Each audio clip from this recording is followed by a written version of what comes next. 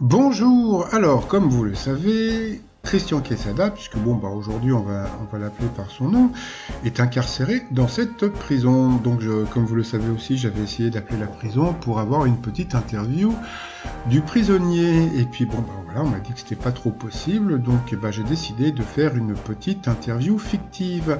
Alors comme vous le savez aussi, Eric a battu le record en gains, pas la ville, hein, donc en gains, donc en argent et en cadeau du prisonnier, mais à l'heure à laquelle je vous parle, il a battu aussi son record de participation. Donc on peut dire qu'aujourd'hui, Eric est le numéro 1 des maîtres de midi de l'émission des 12 coups de midi. Donc de ce côté-là, voilà, donc je pense que l'émission sera diffusée au mois de juin, où on le verra devenir numéro 1. Donc voilà, je sais pas, peut-être que ça va faire pleurer dans les chaumières, je ne sais pas, on verra comment ils ont filmé ça.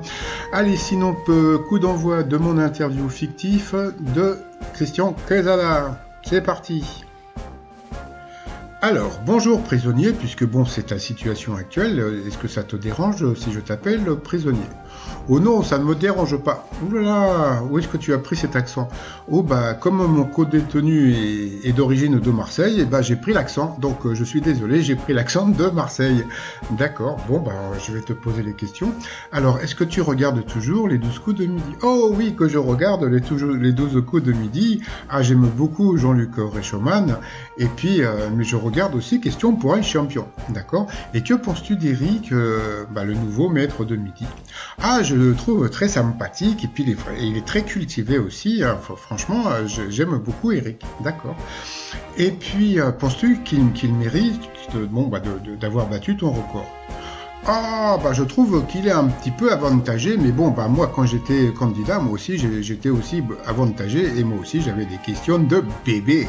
Donc, de ce côté-là, je pense qu'il mérite de m'avoir battu, et puis, il faut bien être battu un jour, donc soyons fair-play. D'accord. Alors, que fais-tu sinon de tes journées actuellement? Eh bien, je passe mon permis. Ah bon, et pourquoi est-ce que tu passes ton permis? Eh bien, je passe mon permis parce que, tu comprends, j'aimerais avoir une remise de peine pour bonne conduite. Oh là là.